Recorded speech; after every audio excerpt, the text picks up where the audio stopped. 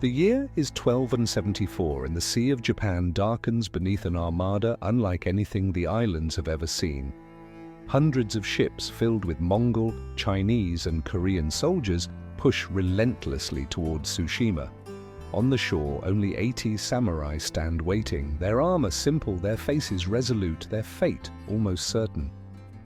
They know reinforcements will never come. They know death is already sailing toward them, yet they do not flee. They choose to fight, to carve their defiance into history. This is the story of a battle hopeless in numbers, but eternal in memory. Before we continue, leave in the comments where you are watching this epic story from. The year is 1274 and the Sea of Japan trembles beneath an advancing storm. It is not a storm of clouds or thunder, but of sails and oars. A fleet stretches across the horizon, hundreds of ships pressed together like dark teeth, biting into the waves. On their decks stand Mongol warriors hardened by conquest, Chinese conscripts pulled from distant provinces, and Korean soldiers bound by reluctant duty. Together they sail under the banner of Kublai Khan, the mighty grandson of Genghis. Tsushima, a small island between Korea and Japan, becomes the first target of this colossal ambition. Its shores are quiet, its villages simple, its people accustomed to the rhythms of fishing and farming. Yet, that morning, silence feels deceptive. Watchmen on the cliffs see the horizon shift into black shapes, sails swelling like wings. They know what approaches. Word spreads quickly through the narrow paths of the island. The Mongols have come, and they have not come to negotiate. At the head of Tsushima's defense stands Sō Sukekuni, the governor of the island. His army is barely more than 80 samurai and their retainers, loyal men who follow not because victory is possible, but because honor demands it. Sukekuni understands the truth. Reinforcements will not come from the mainland, and the court in Kamakura has underestimated the threat. Still, he does not falter. To retreat would stain his name. To fight, even in certain defeat, ensures his memory remains untarnished.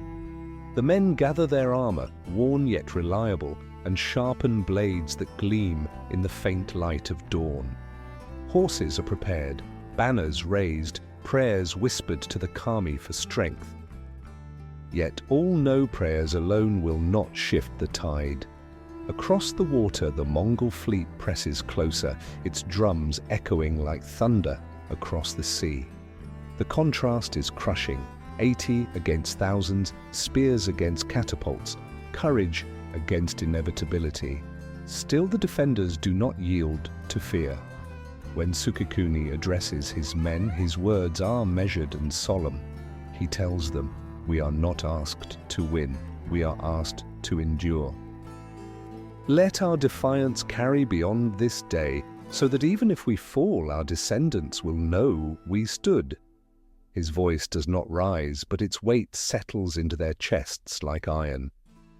It is not the promise of survival he gives them, but the promise of eternal remembrance. And that for samurai is enough. As the sun lifts above the sea, its light strikes both fleets, the invaders swelling with confidence, the defenders holding ground with fragile resolve. The moment is suspended, as though time itself has paused to witness what will unfold. The sea breeze carries the smell of salt, the creak of wood, the hush of waiting hearts. In this frozen moment, Tsushima becomes more than an island. It becomes a symbol of resistance against impossible odds, a place where fate and defiance collide. The fleet moved as a living organism, an iron serpent gliding across the water. From the distance of Tsushima's cliffs, the black sails multiplied until they erased the horizon. The rhythm of war drums beat across the sea, each strike timed to the rowing of countless oars.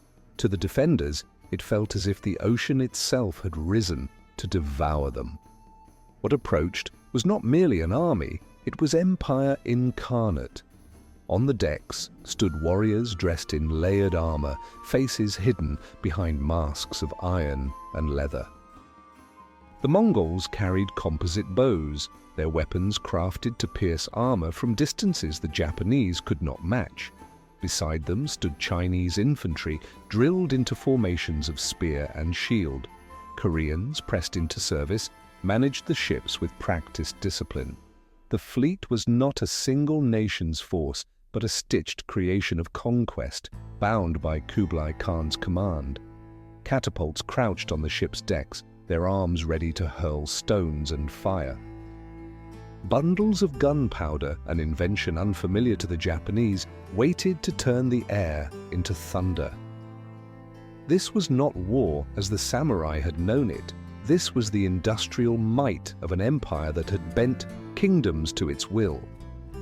Against such power, 80 men seemed less like defenders and more like a defiant spark before a storm meant to extinguish them. The Mongol generals observed the coastline with calm precision. They did not see warriors, they saw a stepping stone. Tsushima was not their goal, only a bridge. Japan itself, the jewel that had eluded even the great Genghis, was the true prize. The island's fate had already been decided in their minds. It was a place to be broken quickly, a lesson carved into flesh and stone that resistance was futile before the empire's reach. On the beach, Sukekuni's scouts reported each detail: the endless ships, the foreign banners, the thundering drums.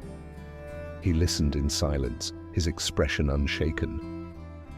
One retainer asked him what chance they had. He replied, "We do not weigh chances, we weigh duty, and duty does not retreat." His men bowed their heads, accepting what those words meant. They had no illusions of victory. Their stand was not for survival, but for the dignity of resisting.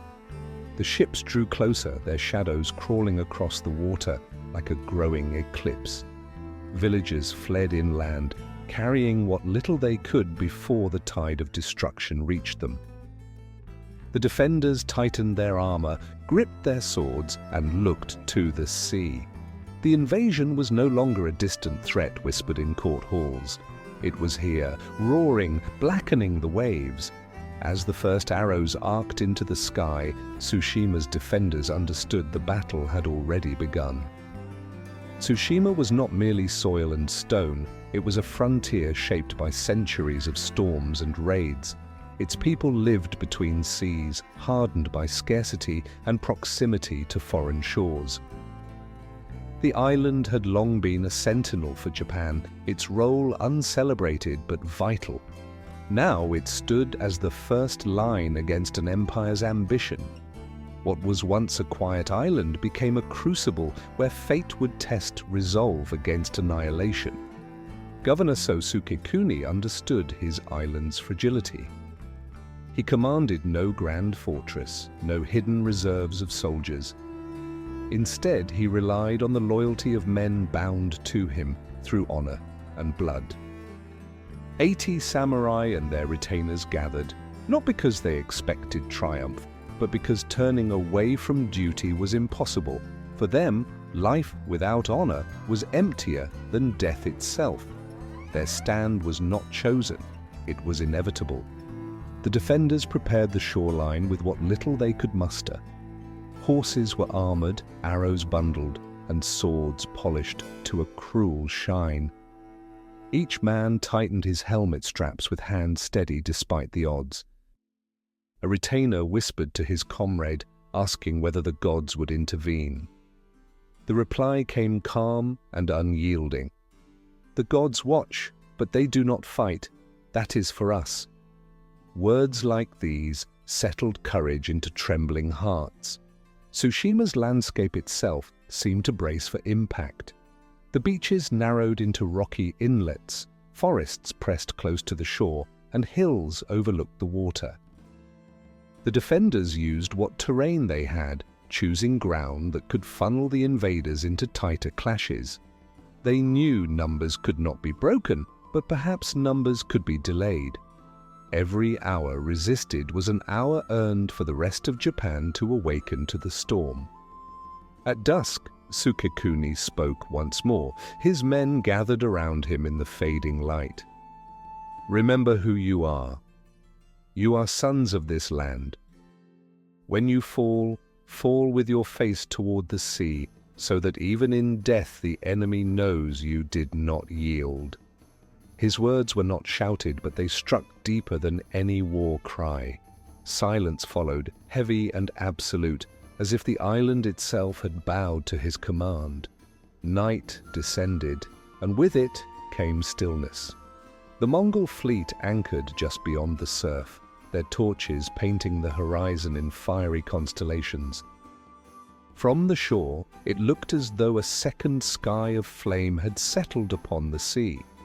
The samurai watched without fear, their silhouettes sharp against the starlight. Tsushima would not surrender before dawn. It would resist, not with numbers, but with spirit that refused to vanish, even as the tide of empire pressed closer. The Mongol Empire was not an ordinary power, it was a force that had carved its name across continents, forging the largest land empire the world had ever seen. Under Kublai Khan, grandson of Genghis, its reach extended from the frozen steppes of the north to the rivers of China. To Japan, this armada was not only an army, it was the embodiment of centuries of conquests converging upon their shores. For the samurai of Tsushima, this knowledge was inescapable. They were not simply facing men, they were facing a history of victories that had shattered kingdoms, toppled dynasties, and enslaved nations. The Mongols had crushed the Jin in northern China, absorbed the Song in the south, and pressed their will upon Korea. Now they turned toward Japan, confident that another chapter of inevitable triumph would be written. Every man on Tsushima understood the magnitude of what approached. Yet the Japanese also bore their own weight of history. Samurai culture had been forged in centuries of clan warfare, sharpened by feudal struggles where loyalty outweighed survival. Their code was unyielding. Honor was greater than life. To die resisting was to win a victory of memory. Even in certain defeat, the act of standing against impossible odds would echo beyond their graves. In their hearts, they clung to this truth as tightly as to their swords. The Mongols, however, had no reverence for such ideals. To them, war was calculation, a system of terror and efficiency. They measured success not by valor, but by submission.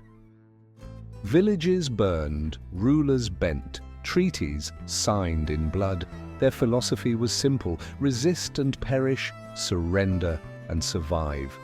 Against this cold arithmetic, the romantic defiance of 80 warriors seemed meaningless. But in that very contrast lay the spark of something profound, the defiance of spirit against machinery. As dawn neared, Sukekuni considered the stories that would be told, whether in whispers or in silence. He told his men, "They believe they will add our names to their record of victories, but if we stand, even for a day, even for an hour, we deny them certainty." His voice carried the gravity of a man who understood he would not live to see another sunrise. His men nodded, their expressions unbroken, as if fate itself had been accepted. The sea glowed with torches from the Mongol fleet, their fire reflected in the dark waves like stars dragged to earth. Each flame symbolized centuries of conquest pressing forward, demanding another victory to complete the chain. But on Tsushima's shore, 80 warriors prepared to sever that chain, even if their blades shattered in the attempt. The weight of history pressed on both sides, one empire built on conquest, one island bound by honor, and soon the clash of those histories would ignite. Night fell heavy upon Tsushima, and with it came a silence more dreadful than thunder. The villagers had fled inland, their homes left in ghostly quiet, but the warriors remained by the shoreline. Fires were lit sparingly, shields rested against the earth, and blades gleamed faintly in the dying light. Across the black water, the Mongol fleet anchored, its torches burning like a wall of stars too close to the sea. The island braced itself for dawn's reckoning. The men of Sukekuni's force shared food in solemn silence. Dried fish, rice, and water passed between hands more out of ritual than hunger. Every bite was chewed slowly, as though prolonging the simple act of living. One retainer murmured that he wished to see his children again. Another answered, "They will remember you if you stand here tomorrow." The words cut deep, yet offered comfort. Memory, not survival, would be their inheritance. The governor moved among his men, placing a hand on shoulders, speaking rarely, but with presence that carried weight. He reminded them not of victory, but of dignity. "Fight so that the earth itself will carry our story," he said quietly. "Even if our bones are lost to the waves, the name of Tsushima must remain unbroken." His voice was calm, but his eyes betrayed awareness that morning would bring death. He wore it like a mantle of inevitability. Armor was adjusted, bows strung, and horses tethered close.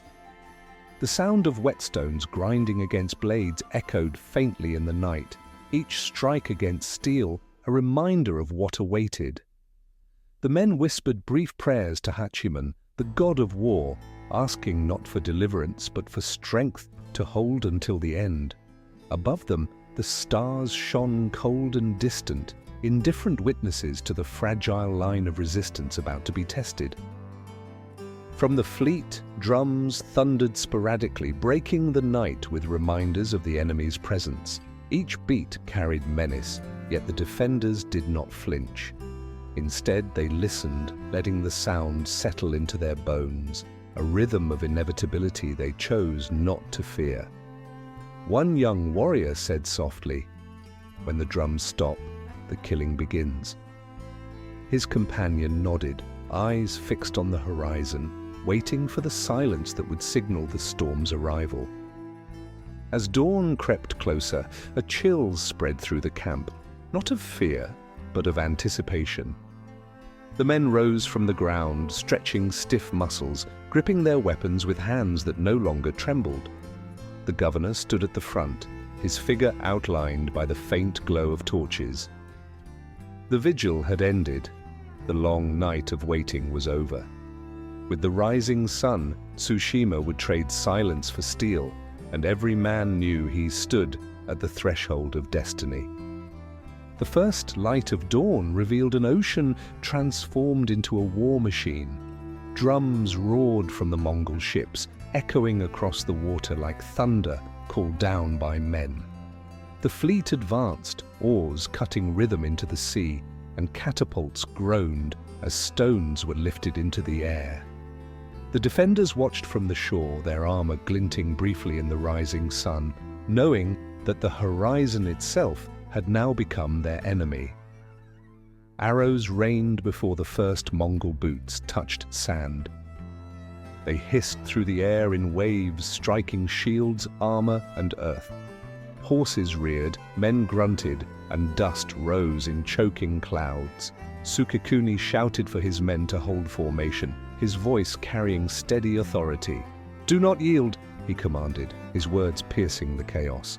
His men braced, spears lowered, swords drawn, as the black tide of warriors surged toward the beach. The clash was brutal and immediate. Steel struck steel, shields splintered, and bodies fell into the surf. The Mongols pressed forward with relentless discipline, their lines unbroken, their banners snapping in the wind. Yet the samurai answered with fury, striking down invaders one by one. The sand turned red beneath their feet, waves carrying blood back into the sea. Each moment of resistance was purchased with a life, but each death carved defiance into history. The sound of foreign horns rose above the battle, signaling Mongol generals to push harder. Catapults hurled stones that shattered trees and crushed men where they stood. Smoke filled the air as bundles of fire lit the shoreline in violent flashes. Still, Sukekuni's warriors refused to break.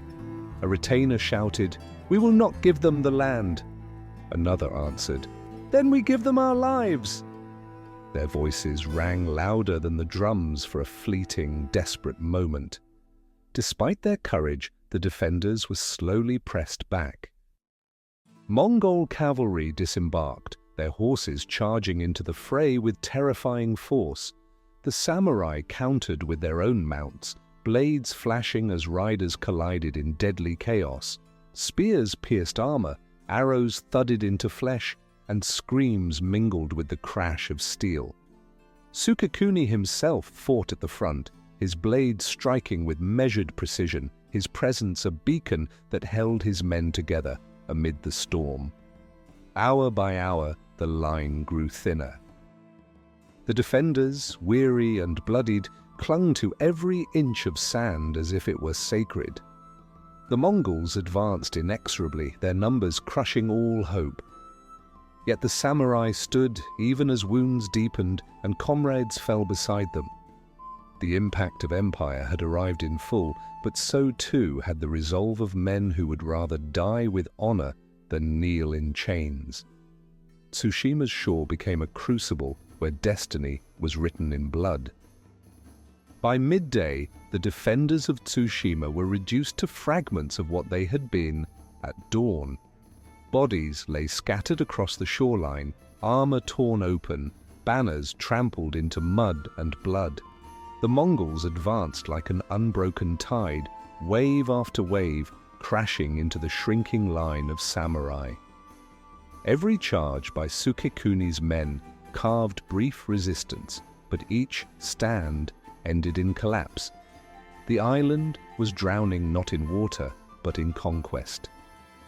Sukekuni fought at the center, his sword flashing through armor and flesh, his voice commanding men who barely remained standing. He cried out, "Hold them here!" though he knew the line was already breaking. His horse was struck by arrows, collapsing beneath him, but he rose unyielding, fighting on foot among his retainers. Around him, warriors fell one by one, yet their courage fed his own fury, turning the inevitability of death into an act of vengeance.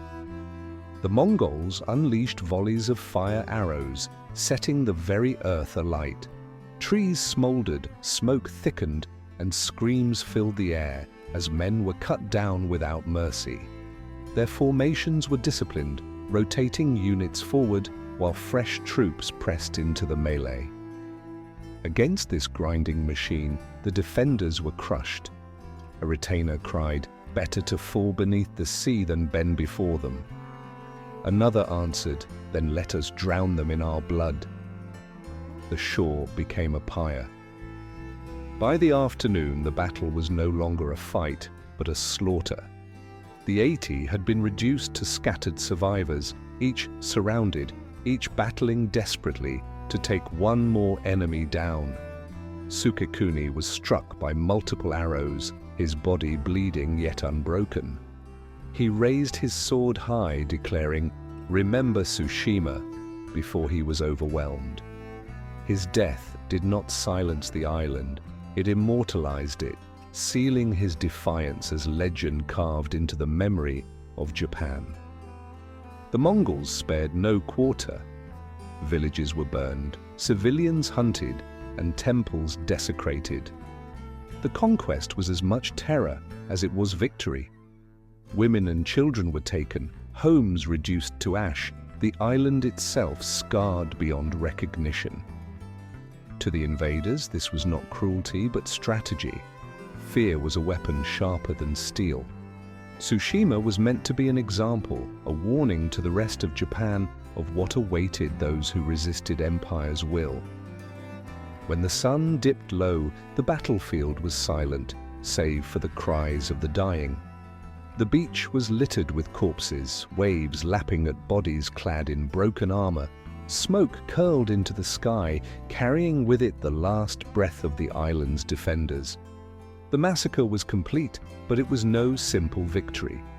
For in their annihilation, the samurai of Tsushima had forged something indestructible, a story of resistance so fierce it would echo across generations.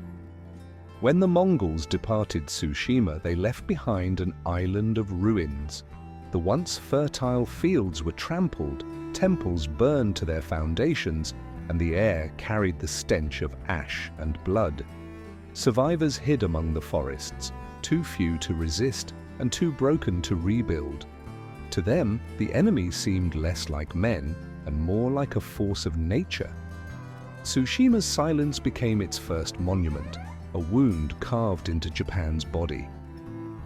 News of the massacre traveled swiftly across the sea, carried by desperate voices and smoke rising from the coast. In the courts of Kamakura, officials listened with grim faces as survivors told of black banners, fire weapons, and slaughter without mercy. One elder whispered, "If Tsushima has fallen, what can save the rest?" Another replied, "Their deaths may yet save us if we learn from them." Fear took root, but so did determination. The Mongols believed their lesson complete. By crushing Tsushima, they thought Japan would tremble into submission. Yet in truth, they had awakened something stronger. The brutality of the invasion forged unity from fear. Villages fortified, clans prepared, and messages spread across the land warning of the storm to come. The echo of 80 samurai had become more powerful than the empire's terror, stirring a nation that had underestimated the danger now pressing upon it. In the temples of Kyoto, priests chanted prayers for the souls of the fallen. Their rituals carried beyond walls, binding the memory of Tsushima to divine reverence. People who had never seen the island spoke its name with reverence and sorrow. To them, the slaughter was not a defeat but a sacrifice, proof that even in hopelessness, honor endured. The story itself became a weapon, sharper than any blade, carried in whispers across provinces. Among the Mongol commanders, reports marked the conquest as efficient and decisive. They spoke of little resistance, of a swift example made. But in their certainty lay blindness. For they could not measure the strength of memory, nor could they calculate the fury that rises from grief. The empire saw only victory on paper. Japan saw an oath carved in blood, a promise that Tsushima's fall would not be forgotten, nor repeated without vengeance. As the sea calmed and the smoke faded, Tsushima remained scarred, yet unbroken in spirit. Its name became a warning, its silence a roar echoing through generations. The massacre was meant to erase resistance, but instead it preserved defiance. From the ruins, Japan learned that empire could be met not only with steel, but with resolve that transcends death. Tsushima's echo had begun, and it would carry into battles yet to come. History does not always remember the victors in detail, but it never forgets those who resisted unto death. Tsushima, though consumed by flame and conquest, became immortal in its fall. 80 warriors had stood against an empire, their defiance echoing louder than the Mongol drums that tried to silence them. The island was erased in blood, yet its spirit lingered as a whisper carried by waves, refusing to vanish into the abyss of conquest. In the years that followed, Japan spoke of Tsushima not as a tragedy, but as a warning, a tale retold to sharpen the will of those preparing for the storms yet to come.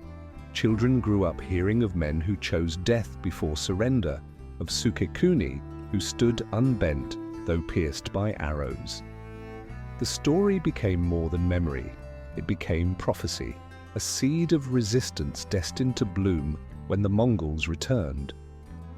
Among the Mongols, Tsushima was nothing but a line in their chronicles, a conquered island, a task completed before the true invasion of Japan. Yet their arrogance blinded them to what they had created. In their minds, fear had been planted. In truth, they had sown defiance. By seeking to break the spirit of Japan, they had revealed the secret strength of unity born from sacrifice. The empire's victory carried the weight of its own undoing. Sukekuni's words to his men survived beyond the battlefield, carried on the tongues of monks, scribes, and warriors who found inspiration in them. He had said that duty was greater than chance, that resistance was worth more than survival. These words, spoken on a beach littered with corpses, became sacred. They taught that even when crushed, a people could wield memory as a sword sharper than steel, cutting deeper than the edge of conquest. When the Mongols returned years later, storms rose against them, tearing their fleets apart. The Japanese called these winds kamikaze, divine intervention sent by the gods. Yet beneath the myth, another truth endured. It was not only the storms that saved Japan, it was the unbroken spirit forged at Tsushima, the knowledge that even annihilation could become a weapon. The secret was never the wind. The secret was the will that refused to kneel. Thus, Tsushima's fall became more than an episode of destruction. It became a revelation, a testament that small islands can defy empires, and that memory can outlive steel. The Mongols had come with fire, but they left behind a flame that burned brighter in the hearts of those who survived. In silence, Tsushima revealed its truth. Empires rise and fall, but honor endures, echoing across centuries like a voice that never dies.